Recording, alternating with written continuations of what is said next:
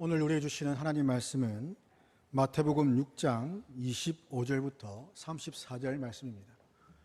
마태복음 6장 25절부터 34절까지 말씀, 신약성경 제8면입니다. 봉독하겠습니다. 그러므로 내가 너에게 이르노니 목숨을 위하여 무엇을 먹을까 무엇을 마실까 몸을 위하여 무엇을 입을까 염려하지 말라. 목숨이 음식보다 중하지 아니하며 몸이 의복보다 중하지 아니하냐. 공중의 새를 보라. 심지도 않고 거두지도 않고 창고에 모아들이지도 아니하되 너희 하늘 아버지께서 기르시나니 너희는 이것들보다 귀하지 아니하냐. 너희 중에 누가 염려함으로 그 키를 한 자라도 더할 수 있겠느냐. 또 너희가 어찌 의복을 위하여 염려하느냐. 들의 백합화가 어떻게 자라는가 생각하여 보라. 수고도 아니하고 길쌈도 아니하느니라. 그러나 내가 너희에게 말하노니 솔로몬의 모든 영광으로도 입은 것이 이 꽃 하나만 같지 못하였느니라.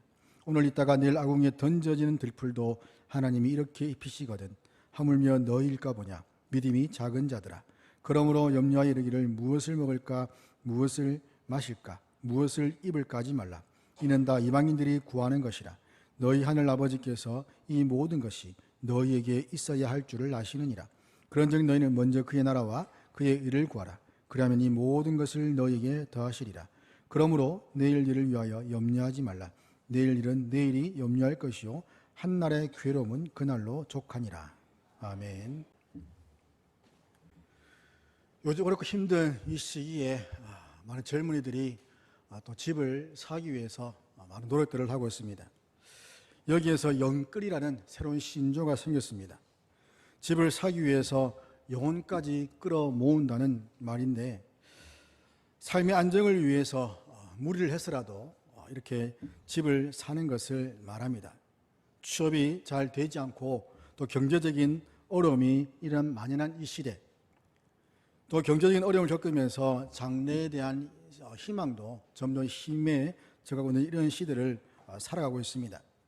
이런 염려와 걱정에 둘러싸여 있는 상황에서 우리 그리스도인들은 어떤 모습으로 살아가야 되는지를 본문이 주는 교훈으로 한번 살펴보고자 합니다. 먼저는 염려는 불신앙의 씨앗임을 기억해야 됩니다. 25절 보면 그러므로 내가 너희에게 이르노니 목숨을 위하여 무엇을 먹을까 또 무엇을 마실까 몸을 위하여 무엇을 입을까 염려하지 말라. 목숨이 음식보다 중하지 아니하며 몸이 의복보다 중하지 아니하냐라고 말씀합니다. 주님께서는 하나님께서 자기 백성들을 책임지시기 때문에 지나치게 염려하는 것을 금하십니다. 본문에 의해서 염려하지 말라는 이 동사가, 이 말이 4번 정도 반복이 되는데, 우리가 삶의 문제로 염려해서는 안 될 것을 강조하시는 겁니다. 이는 우리가 전혀 염려해서는 안 된다는 그런 말이 아닙니다. 사람은 누구나 다 염려하고 걱정하고 근심 가운데 살아갑니다. 주님께서도 육신을 입고 이 땅에 오셔서 십자가를 지고 죽기 직전 마지막 겟세마네 동산에서 기도하실 때에 이 십자가라는 큰 이 문제를 해결하기 위해서 기도하셨고, 그 마음 가운데 큰 근심을 가지고 계셨습니다. 그런데 이 본문 나오는 염려하다는 단어가 습관적으로 반복적으로 염려하고 근심하는 것을 의미합니다. 습관적이고 반복적인 염려와 근심하는 것, 이것이 문제라는 겁니다. 염려 자체가 문제라기보다는 이 염려와 걱정을 습관적으로 반복해서 하는 것이 문제라는 것이죠. 이 습관적 근심과 염려는 하나님의 능력과 사랑에 대해서 의심하게 만드는 또 다른 얼굴이기 때문입니다. 이스라엘은 출애굽한 직후부터 무엇을 마실까, 무엇을 먹을까 하며 염려하고 근심했습니다. 이런 습관적 염려와 근심은 결국 불신앙으로 이어졌고, 불신앙의 열매를 낳게 됩니다. 이들이 이렇게 했던 것은 비록 그들이 노예로 살았었지만, 애굽에서의 그 삶은 노예의 신분이었지만 그러나 안정된 삶, 먹을 것과 또 마실 것과 그 살 것이 보장되어 있는 그런 삶이었기 때문입니다. 그런 삶을 그리워했기 때문에 현재 자신들의 처해 있는 그 상황을 보고 무엇을 먹고 무엇을 마실까 하면서 근심하고 염려했던 겁니다. 결국 그들은 이런 불신앙 때문에 40년 동안 광야 생활을 유랑하다가 출애굽 1세대는 모두 다 광야에서 죽게 되었고, 하나님 약속을 믿었던 여호수아와 갈렙만 약속의 땅을 얻게 되었습니다. 바울은 빌립보서 4장 6절에서 아무것도 염려하지 말고 다만 모든 일에 기도와 간구로 너희 구할 것을 감사함으로 하나님께 아뢰라고 합니다. 기도할 때에 염려하지 말라고 말씀합니다. 그냥 감사함으로 하나님께 아뢰라고 합니다. 베드로도 베드로전서 5장 7절에 너희 염려를 다 주께 맡기라. 이는 그가 너희를 돌보시라고 합니다. 나에게 있는 모든 염려를 다 주께 맡기라. 그 이유가 하나님이 너희를 돌보시기 때문에 너에게는 염려할 거리가 없다는 말입니다. 우리는 염려, 근심 이것을 습관적으로 하면 안 됩니다. 그러면 온전한 신앙생활을 할 수가 없습니다. 이렇게 반복적이고 습관적인 염려와 근심은 의심과 불신앙을 낳게 되고 더 나아가서 죄와 세상의 죄와 그리고 불의와 타협하여서 자기 생활을 스스로 해결해 나가려고 하는 그런 자리까지 나가게 됩니다. 본문에 나오는 목숨과 몸은 인간에게 있어서 절대적이고 아주 중요하고 우선적인 것을 가리키는데 반면에 음식과 의복은 이 목숨과 몸을 유지할 수 있도록 보조해주는 부차적인 요소에 불과합니다. 따라서 주님은 이 음식과 의복과 같은 그런 부차적인 것들을 염려하기보다는 가장 중요하고 절대적인 요소인 목숨과 몸에 대해서 염려하라는 겁니다. 목숨과 몸, 즉 궁극적인 해결책인 구원이 더 필요하다는 것을 말씀하시는 겁니다. 여러분들은 염려와 걱정이 되면 어디를 가십니까? 우리는 매일 아침마다 화장실에 갑니다. 물론 변비가 있으신 분들은 자주 가지는 못하겠지만 어쨌든 화장실에 가는 것은 우리의 삶의 한 부분이긴 한데 절에서는 이 화장실을 해우소라고 부릅니다. 이것은 근심을 푸는 곳, 번뇌가 사라지는 것을 의미하는데 화장실에 앉아서 볼일을 볼 때에 자기 안에 있는 모든 번뇌와 근심이 이 볼일을 보는 순간 함께 다 깨끗하게 사라진다라는 것을 의미하는 것입니다. 그래서 해우소에 간다라고 말을 합니다. 하지만 이렇게 해우소에 앉아서 볼일을 보면서 무엇을 하면서 이 염려와 근심, 번뇌가 다 사라지냐면 그렇지가 않습니다. 염려와 걱정은 매일매일 생겨납니다. 그럼 이것을 어떻게 해결할 수 있겠습니까? 교회가 성도들의 해우소입니다. 교회에 나와서 하나님께 기도해야 됩니다. 예수 그리스도께서 성도들의 해우자가 되십니다. 그러기에 기도하라는 말입니다. 기도의 자리에 나와서 하나님께 다 아뢰면 그 모든 번뇌, 근심, 세상이 말하는 그러한 모든 것들이 아닌 우리 안에 모든 염려와 근심들 다 모두가 다 깨끗하게 해결될 줄 믿습니다. 세상 방식으로 스스로 걱정과 염려를 벗으려고 한다면 결국에는 곧 지쳐버립니다. 그러기에 모든 염려를 다 주께 맡기는 것이 참된 해우를 하는 것입니다. 예수님께서는 공중의 새, 키, 들의 백합화를 예로 드시면서 이렇게 하찮은 것들, 정말 너희들보다 정말 가치가 없는 그런 것들도 하나님이 보살피시는데 하물며 하나님 형상으로 지음받은 너희들은 돌아보지 않으시겠느냐라며 강조하십니다. 공중의 새를 한번 보십시오. 그것들은 먹을 것 때문에 염려하지 않습니다.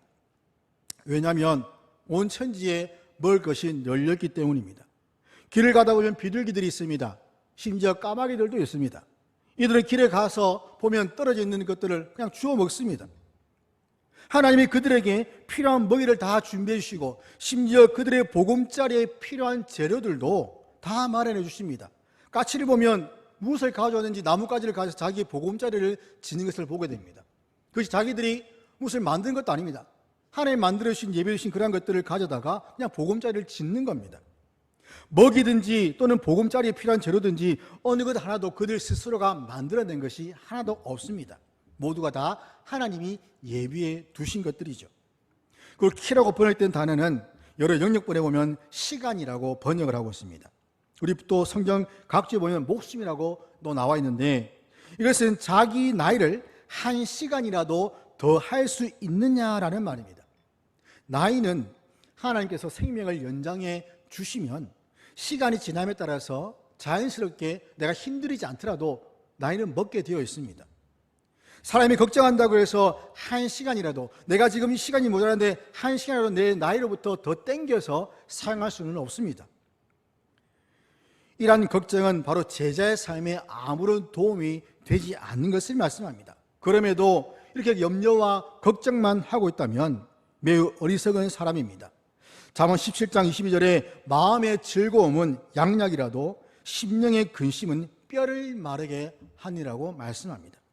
마음 가운데 즐거움이 있으면 그것이 우리에게 약이 되는데, 좋은 약이 되는데, 그러나 우리 마음 가운데 근심이 있으면 그것은 우리의 뼈를 마르게 한다는 겁니다. 근심과 걱정, 염려는 불신앙의 씨앗일 뿐만 아니라 더 나아가서 우리의 마음과 몸을 그리고 생활을 파괴하는 사탄이 주는 독임을 우리는 깨달아야 됩니다.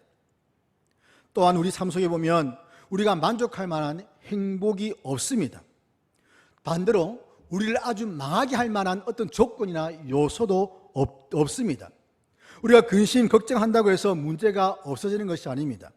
또한 문제가 닥칠 때에 그것을 굉장히 염려하고 고민한다고 해도 또 그것이 우리를 망가뜨리게 할 만한 것은 아니라는 겁니다.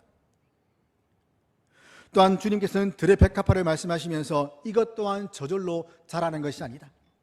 하나님께서 알맞은 햇빛과 수분을 주시고 공기를 주셔서 광합성을 하게 하시고 잎이 나게 하시고 꽃이 피게 하시며 열매를 맺게 하시는 것. 또 이 꽃이 얼마나 아름다운지 솔로몬의 그 모든 영광으로도 입은 옷이 이 꽃 하나만 보다 못하다고 말씀합니다. 그러면서 하시는 말씀이 오늘 있다가 내일 아궁 위에 던져진 들풀도 하나님이 이렇게 입히시거든 하물며 너일까 보다 믿음이 적은 자들아 라고 꾸짖으십니다. 하찮게 보이는 들풀도 하나님이 돌보시는데 하물며 너희는 어떠하겠느냐라는 말씀입니다. 이 하물며는 그럼에도 불구하도 라는 그런 말과 같습니다. 우리가 위기를 만나고 환난을 만날 때마다 의심이 듭니다. 그럴 때 이 하물며라는 말을 한번 생각해 보아야 됩니다. 불신자들에게도 좋은 것을 주시고 명예와 부를 주시는데 하물며 그분의 자녀인 우리에게는 어떤 은혜를 베푸시겠습니까? 하나님께서 우리를 위해서 그리스도까지, 하나밖에 없는 독생자 예수 그리스도까지 내어주셨는데 하물며 우리 삶에 필요한 것들을 채워주시지 않겠습니까? 십자가의 대속 희생이라는 그러한 절대적인 은혜, 정말 무엇보다 바꿀 수 없는 절대적인 은혜를 베푸신 하나님이 하물며 우리 육신에 쓸 것을 채워주시지 않으시겠습니까? 영생을 주신 분이 이 땅에 필요한 삶의 모든 것들을 다 공급해 주시지 않으시겠습니까? 이런 믿음이 있을 때에 우리는 어떤 상황 속에서도 흔들리지 않는 신앙생활을 할 수가 있습니다. 이스라엘 백성들은 광야 생활하면서 출애굽기 16절 보면 먹을 것 때문에 고민을 하게 됩니다. 이 광야에서 도대체 무엇을 먹고 살 것인가 했을 때 하나님께서 만나를 내려주십니다. 만나의 뜻은 이것이 무엇인가 하는 것인데 하나님께서 만나를 광야 생활 가운데 40년 동안 만나를 주심으로써 일용할 양식을 주시고 이렇게 주시는 하나님을 너희들이 바라보라는 겁니다. 매일같이 아침마다 눈을 뜨면 만나가 내려져 있고 그 만나를 먹음으로써 오늘도 하나님이 우리를 먹이시는구나 라는 것을 보라는 겁니다. 그것을 기억하라는 것이죠. 하나님의 공급하심을 믿고 의지하기 위해서 아침마다 만나를 주시는 겁니다. 이렇게 우리를 먹이시고 입혀주신 하나님이 우리의 아버지가 되시고 우리와 함께 하심을 믿으십시오. 그러므로 세상의 문제에 대해서 염려하고 걱정하고 근심을 하기보다는 그 모든 것들을 다 하나님께 맡기고 오직 날마다 감사와 기쁨으로 하나님을 찬양하며 나아가는 저와 여러분 되기를 주님의 이름으로 축원합니다. 두 번째는 모든 것을 아시는 하나님을 신앙해야 합니다. 염려하는 자들에게 31절에서 그러므로 염려하기를 무엇을 먹을까 무엇을 마실까 무엇을 입을까 하지 말라고 말씀합니다. 경제 문제에 대해서 염려하지 말라는 말씀입니다. 그 이유가 32절에 보면 너희 하늘 아버지께서 이 모든 것이 너희에게 있어야 할 줄을 아시느니라. 하나님은 우리가 구하기 전에 우리에게 있어야 될 것들을 미리 다 아시는 분입니다. 그래서 하나님이 공급해 주시는 은혜를 모르는 그런 불신자들의 그 근심을 본받지 말라는 말씀입니다. 사람은 이성을 가졌기 때문에 과거의 어떤 경험을 바탕으로 해서 현재 상황과 조합을 해서 분석을 해서 미래에 어떤 일이 일어날 것인지를 어느 정도 예측할 수가 있습니다. 그래서 미래학자들은 이렇게 과거, 현재에 일어난 일들을 분석하고 통계를 내서 앞으로 미래에 어떻게 이 사회가 또 이 세계가 발전해 나갈 것이라는 것을 예측하기도 하는데, 현재의 상황을 미래 결과에 적용시켜서 소망을 갖기도 하고 때로는 근심을 하고 염려를 하기도 합니다. 그러나 우리는 이런 불신자들과 달리 근심과 염려에서 탈피해야 됩니다. 사람의 삶에 있어서 가장 기본적인 의식주의 문제는 주님이 책임지시기 때문입니다. 아이들이 근심이 없는 이유가 무엇입니까? 부모가 자기의 모든 필요를 채워줄 것을 그냥 믿기 때문입니다. 엄마에게 아빠에게 말하면 다 해주기 때문에 아이들은 크게 근심하지 않습니다. 그런데 만약 유치원에 다니는 아이가 유치원에 가지 않고 방에 앉아서 내가 무엇을 먹을까, 내가 무엇을 입을까 하며 걱정하고 앉았다면 어떻게 되겠습니까? 우리 집에 있는 막내가 유치원 다니는데 엄마, 오늘은 무엇을 먹어야 될까요? 오늘은 무엇을 입어야 될까요? 오늘 하루 어떻게 살아가야 될까요? 라고 한탄하면서 말한다면 부모가 그 아이를 어떻게 바라보겠습니까?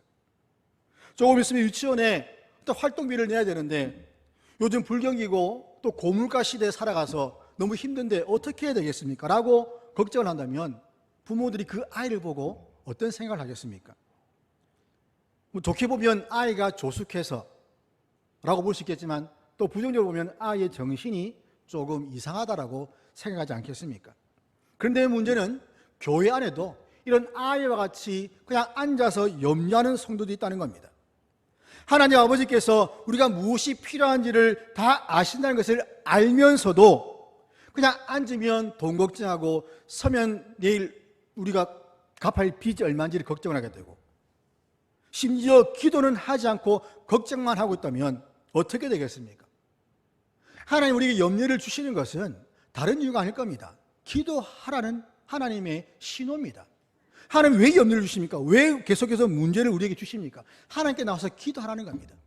기도하고 간구해서 정말 하나님의 그 살아계심을 너희들이 직접 경험하라는 겁니다. 예배 드리러 와서도 생활 염려에 빠져가지고 벗어나지 못하고 그냥 계속해서 그것에 사로잡혀서 예배에 집중하지 못한다면 그것은 심각한 문제입니다. 이런 행동들은 결국 하나님을 전적으로 믿지 못하는 데서 나오는 행동입니다. 입으로는 하나님 믿습니다, 하나님께 모든 것을 맡깁니다 하면서 정작 생활 속에서는 맡기지 못하고 믿지 못하는 그런 불신앙의 모습들을 보인다는 겁니다. 그것을 어떤 교수님은 실천적 무신론이라고 말을 합니다. 하나님을 아는데 하나님을 믿는다고 말을 하는데 그것이 머리로만 믿어질 뿐 내 삶 가운데 내 마음 가운데 전혀 믿어지지 않기 때문에 삶 가운데서 나타나는 현상들은 믿지 않는 자들과 심지어 하나님 신이 없다고 말하는 그런 무신론자들과 다를 바 없는 그런 삶을 산다는 겁니다. 그러기에 신앙생활에 있어서 배짱이 필요합니다. 이 배짱은 세상적으로 될 대로 되라는 식의 그런 배짱라는 식의 그런 배짱이 아닙니다. 이 배짱은 세상을 향한 담대함, 즉 예수 그리스도를 믿기 때문에 나타나는 담대함을 말하는 겁니다. 이런 배짱은 모든 것을 잃어버릴 각오를 할 때 나타나게 됩니다. 사람이 무엇인가 지킬 것이 있으면 담대해지지 못합니다. 잃어버리게 될까가 두렵기 때문입니다. 그러나 아무것도 잃어버릴 것이 없는 사람은 담대해집니다. 극한 상황이 이르면 어떻게 됩니까? 오해가 생기고 갑작스럽게 용감해집니다. 더 이상 물러설 데도 없고 어차피 죽을 목숨 한번 해보고 죽다라는 그런 마음이 들기 때문이죠. 어차피 예수님 믿는데 모든 것들을 다 하나님께 맡겨고 한번 하나님을 의지해보자는 이런 믿음, 이런 믿음의 담담, 이런 믿음의 배짱이 우리에게 필요하다는 겁니다. 하나님께서는 우리에게 먹을 것과 마실 것을 주시고 입을 것도 주십니다.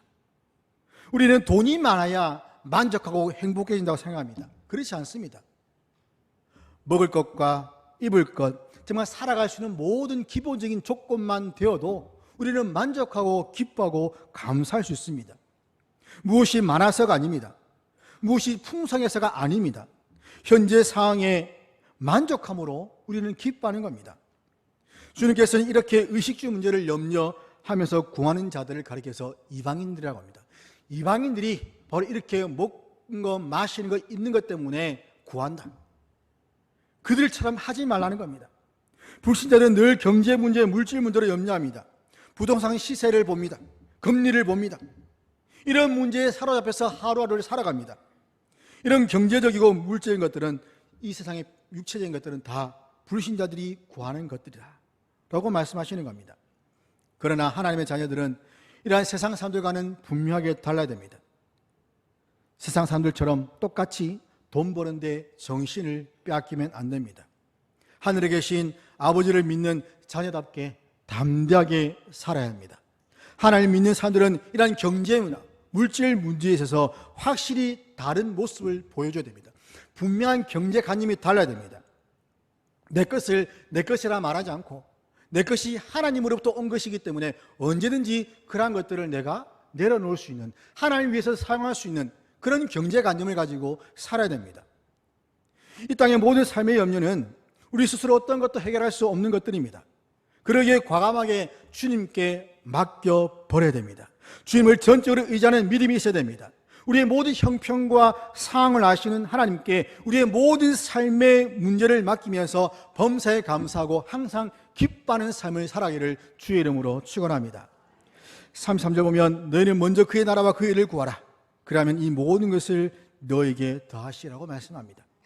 그의 나라를 구하라는 것은 이런 구원 섭리와 하나님 예수님께서 시작하신 그 천국 복음을 전파하기를 힘쓰라는 뜻입니다. 의를 구하라는 것은 하나님의 뜻에 온전히 복종하는 가운데 삶의 의미를 추구해 가는 것을 가리킵니다.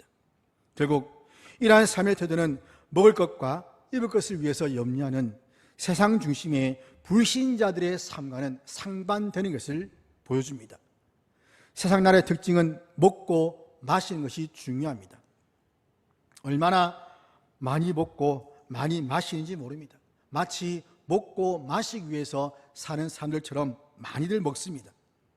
그래서 이들에게 경제적인 문제, 물질적인 문제, 육신에 관련된 것들은 매우 중요합니다. 그러나 우리가 먼저 구해야 될 것은 바로 하나님의 나라입니다. 이것은 세상 나라와 구별됩니다. 하나님의 나라는 로마서 14장 17절 나오는 것처럼 성령 안에서 의와 평강과 희락이라고 말씀합니다. 하나님 나라의 주요 성격은 영적인 것, 참된 정의와 평화와 기쁨에 관계된 것들입니다. 그리스도인들이 이러한 하나님의 나라, 영적인 것들을 구한다면 하나님께서는 당연히 필요한 것들을 공급해 주십니다. 모내기나 수학기가 되면 많은 사람들의 손길이 필요합니다. 도움이 필요합니다. 그래서 일하는 사람을 구하는 광고를 내기도 하고 또 사람을 모집해서 또 이렇게 일을 시키는데, 그러한 사람들이 일을 하는 동안에 그들이 먹을 음식은 주인이 다 해결해 줍니다. 저도 농화를 한번 가본 적이 있습니다. 대학교 1학년 때인가 농화를 갔는데 하동에 가서 모내기를 하는, 여름에 방을 일주일 동안 갔었는데 조금 일을 하다 보면 참이 왔다고 참을 먹으라고 합니다. 그럼 푸짐하게 참을 가져옵니다. 먹고 조금만 있으면 점심 먹으라고 합니다. 점심 먹고 1시간쯤 쉬고 나면 또 일을 하죠. 또 조금만 있으면 또 참이 왔다고 참을 먹으라고 합니다. 거의 하루에 한 대여섯 끼는 그냥 먹는 것 같아요, 일을 하면서. 물론 그 일이 힘들기 때문에 먹이면서 일을 시키는 것이겠지만, 그러나 또 일을 다 마치고 나면 어떻게 합니까? 하루 일당도 주죠. 물론 농활이라서 봉사하기 때문에 일당 같은 건 없었지만 일하시는 분들은 또 하루 일당을 받게 되고 거기에 차비도 더해주게 되고 여러 가지 많은 것들을 얻게 됩니다. 일꾼은 그냥 맡겨진 일을 열심히 하면 다른 것들은 다 일을 시키는 주인이 다 알아서 채워주고 공급해 준다는 말입니다.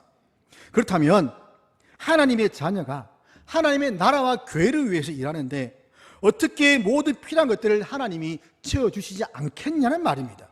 그럼에도 불구하고 우리가 경제 문제로 염려하고 걱정하는 것은 우리의 신분에 맞지 않는 욕심 때문입니다.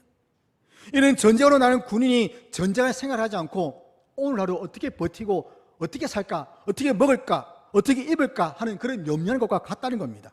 따라서 중요한 것은 우리가 하나님 나라를 먼저 구하는 겁니다. 그래서 먼저라는 것은 시간상의 우선순위를 말한 것뿐만 아니라 중요도에 있어서 가장 중요한 것, 시간적으로도 우선이지만 그러나 중요도에 있어서 가장 우선으로 해야 될 중요한 것, 이것을 말하는 것이죠. 그런데 어떤 사람은 나의 경제 문제가 해결되면, 우리 집에 빚이 많은데 이 빚을 다 갚으면, 집을 사게 되면, 또한 수험생은 입시 문제, 내가 좋은 대학에 입학하게 되면 이 수능만 끝나고 교회 가겠습니다. 취업 준비생은 취업을 하고 나면 다시 교회에 나가겠습니다 라고 말들을 많이 합니다. 즉 자기에게 닥쳐진 당면된 그런 문제들이 해결되면 하나님을 더 잘 믿고 또 신앙생활 잘 하겠다라고 다짐을 합니다. 그러나 이것은 분명히 우선순위가 잘못된 것들이죠. 이런 사람들은 하나님 나라를 얻지 못할 뿐만 아니라 자칫하면 그들이 원하는 이런 자신들이 원하는 경제 문제나 취업 문제나 입시 문제마저도 놓칠 위험이 있습니다. 때문에 이 세상에서 가장 지혜로운 처세술은 예수님께서 가르쳐주신 대로 먼저 하나님의 나라와 그의 의를 구하는 일입니다.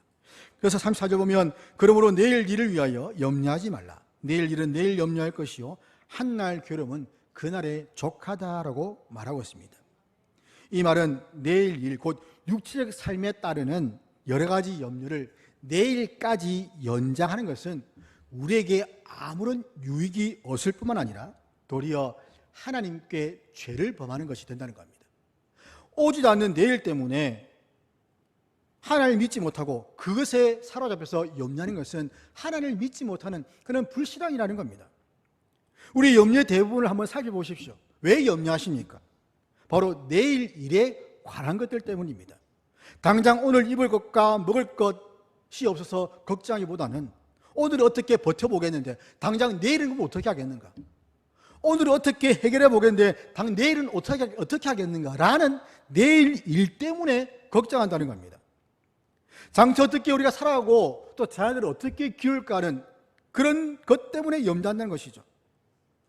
그러나 주님은 내일 일을 위해서 염려하지 말라고 말씀합니다. 그 이유가 내일 일은 내일이 염려할 것이기 때문이다. 내일 있을 그 일의 염려는 우리의 것이 아니라 내일이 한다는 겁니다. 내일이 스스로 염려한다는 말은 곧 하나님께서 내일 일을 친히 염려하신다는 뜻입니다. 그 이유는 내일은 바로 하나님의 손에 달려있기 때문입니다. 내일은 우리의 손에 있는 것이 아닙니다. 우리의 소관이 아닙니다. 우리는 내일 무슨 일이 일어날지 알 수 없습니다. 지금 당장 이 시간 예배 후에 일어날 일도 우리는 할 수 없습니다. 물론 머릿속에는 예배 마치고 식당 가서 밥 먹고 잠시 쉬다가 다시 오예배 와야지라는 생각들을 하겠지만 우리의 생각대로 될지도 의문입니다. 뿐만 아니라 내일이 올지 안 올지도 모릅니다. 심지어 오늘 밤에 주님이 오셔가지고 종말이 올 수도 있습니다.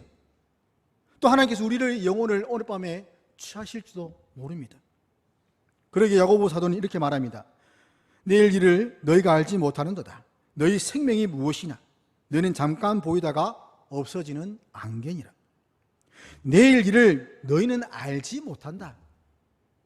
너희 생명이 무엇이냐? 너희는 잠깐 있다가 없어질 안개와 같은 존재들이다. 우리의 생명은 안개와 같다는 겁니다. 안개는 잠깐 있다가 해가 뜨면 사라져 버립니다. 없어져 버립니다. 우리의 생명이 그와 같다는 것이죠. 때문에 하나님 자녀 우리는 하나님 아버지를 믿고 신뢰할 수밖에 없다는 겁니다. 우리를 사랑하시는 하나님 아버지를 신뢰할 때에 우리에게 주어진 그 하루를 감사하며 기뻐하며 살아갈 수가 있습니다. 따라서 우리는 우리 손에 있지도 않고 우리의 소관도 아닌 정말 알지도 못하는 내일 일을 위해서 염려하지 말아야 됩니다. 우리는 모든 날들을 주관하시는 하나님만 신뢰하고 의지해야 합니다. 비록 내일은 우리 손에 있지 않지만 내일을 주관하시는 하나님이 우리의 아버지이기 때문에 안심하고 오늘을 살아갈 수가 있습니다. 그리고 주님께서는 한날의 괴로움은 그날의 족하다라고 덧붙이시는데 주님께서 그날의 괴로움은 그날의 족하니 내일 일을 위해서 염려하지 말라는 말입니다. 주 아래 살아가면서 하루하루 이 세상 짐을 지고 괴로워하는 우리 인생들을 불쌍히 여기시고 연민에 가득 찬 마음으로 위로하시는 말씀입니다. 이날의 괴로움은 이날의 족하니 이제는 내일 일을 위해서 너희들이 염려하지 말라. 오늘 정말 수고했다. 오늘 그냥 푹 쉬고 그냥 자라는 말씀입니다. 그래서 중요한 것은 오늘이라고 불리는 현재 시간입니다. 우리가 하나님을 만나는 시간도 내일이 아닙니다. 현재입니다. 하나님의 뜻이 이루어지는 시간도 내일이 아니라 바로 이 시간입니다. 과거는 예수 그리스도의 피 속에 묻어버리고 미래는 하나님의 손에 맡겨버림으로써 오직 오늘을 일컫는 이날 동안에 하나님이 부르신 그 제자의 길을 기쁨으로 최선을 다하며 순종하며 살아가야 됩니다. 우리는 이 시대를 본받지 말고 시간을 아껴야 됩니다. 세상의 쾌락에 빠져서 그 부르심의 목적을 잊고 방탕하게 살아서는 안 됩니다. 세상은 얼마나 우리를 부르고 있습니까? 여러 곳곳에서 우리를 부르고 있습니다. 우리의 귀를 계속 따갑게 만듭니다. 많은 소리도 있습니다. 그 소리에 굴하지 않고 끌리지 않고 예배 자리에 나온 것 자체가 하나님의 은혜입니다. 때문에 우리는 성령으로 충만하여서 하나님이 기뻐하시는 삶을 살아야 됩니다. 그럴 때 우리는 오늘의 은혜는 오늘에 족하고 내일은 다시 새로운 은혜를 힘입어 살아갈 수 있는 그런 소망을 가질 수가 있는 겁니다. 우리에게 혹시 내일 새로운 염려나 괴로움이 생길 가능성이 있다 할지라도 결코 이것을 미리 염려하지 마십시오. 오히려 날마다 새로운 은혜를 받기 위해서 기도로 간구하면서 우리의 마음을 염려로부터 지켜야 됩니다. 도리어 내일 하나님이 어떻게 새롭게 우리를 이끌어 가실까, 어떤 새로운 은혜를 주실까 하는 그런 기대감으로 오늘 하루를 보내야 됩니다. 우리에게 준비해 주시는 그 여호와 이레의 하나님이 계십니다. 그렇기 때문에 지나치게 염려할 필요가 없는 겁니다. 사람들은 세상의 명예, 성공을 위해서 있는 힘을 다해서 노력을 합니다. 좋은 대학에 들어가기 위해서 수능을 잘 준비를 하죠. 어느 동영상을 보니까 외국인이 한국 학생들에게 질문하는 장면이 나옵니다. 대학에 입시를 하기 위해서 2살 때부터 공부를 시켜서, 심지어는 태교할 때부터 영어를 들려주고 무술 들려주고 하면서 아이의 두뇌를 발달시킨 그런 일들을 하지 않습니까? 어릴 때부터 이 대학이라는 그것을 향해서 달려가도록 만들어버리는 겁니다. 그리고 많은 학원을 다니게 해서 실력을 키우게 만들죠. 왜 이렇게 하겠습니까? 이 땅의 성공을 위해서, 이 땅에서 정말 자신이 정말 출세하기 위한 그것을 위해서, 그것을 목적으로 삼고 그렇게 준비를 시켜나가는 겁니다. 그런데 앞에서 살펴봤지만 야고보가 말한 것처럼 정말 앙개와 같은, 내일 일을 알지 못하는 앙개와 같은 우리 인생들인데, 이렇게 일시적인 것들을 위해서 자신의 그 인생의 3분의 1을 보낸다는 것이 얼마나 안타까운 일입니까? 인생의 3분의 1, 조금 더 하면 거의 절반 가까이 이러한 것들에 목숨을 걸고 매달린 것을 보게 됩니다. 그러나 우리는 이 땅의 성공과 명예와 부이란 것들을 위해서 부름받지 않았습니다. 자기의 제국, 자기만의 성을 세우기 위해서 부름받지 않았습니다. 오히려 자기의 성을 무너뜨리고 자기의 제국을 무너뜨리고 그리스도께 자신을 맡게 됩니다. 주님을 신뢰해야 됩니다. 하나님을 높여야 됩니다. 하나님이 우리의 모든 것들을 다 책임지시기 때문입니다. 여기에 우리의 소망이 있고 이 소망을 우리는 살아갈 힘을 얻게 됩니다. 아직 힘이 있을 때 주의 일을 하기에 힘쓰십시오. 또한 삶 가운데 하나님의 능력을 경험하기를 원한다면 우리는 버려야 될 것들이 있습니다. 여러분, TV를 좋아하시죠? TV를 좋아하시냐면 TV를 버려버리십시오. 이 핸드폰이, 이 스마트폰이 정말 하나님과의 관계를 방해한 것이라면 이것을 당장 버리시기를 바랍니다. 드라마 당장 끊어버리십시오. 내가 좋아하는 나의 영혼을 망치는, 내가 정말 버려야 될 것들을 버리지 못하고 숨겨두고 있는 그러한 것들이라면 하나님 앞에서 그러한 것들을 버려야 됩니다. 그러한 것들을 버리지 않으면 하나님의 능력을 경험할 수 없고 우리는 소명받은 대로 살아갈 수가 없습니다. 우리의 소명은 하나님의 나라와 그의 의를 구하는 것입니다. 그럴 때 우리의 모든 필요한 것들을 아시는 하나님 아버지께서 채워주실 줄 믿습니다. 염려와 신앙 가운데 서서 갈등하지 마십시오. 상황과 환경을 바라보면 염려가 됩니다. 그러면 자연스럽게 입에서 불평과 원망이 나오게 됩니다. 그럴 때에 시편 121편의 그 시편의 기자가 고백한 것처럼 내가 눈을 들어 산을 보니 나의 도움이 어디서 올까? 나의 도움은 천지를 지으신 여호와에게서로다. 이 시편 기자의 고백이 우리의 고백이 되도록 해야 됩니다. 눈을 들어 사방을 볼 것이 아니라 눈을 들어 하늘을 보십시오. 눈을 들어 하늘을 바라볼 때에 하늘 아버지께서 우리의 모든 형편들을 굽어 살피심을 우리는 보게 될 것입니다. 그러므로 모든 것을 아시는 하나님을 참되게 신앙하여서 하늘 아버지의 채우시는 풍성한 은혜를 날마다 누리는 저 여러분 되기를 주님 이름으로 축원합니다. 아버지 하나님 감사합니다.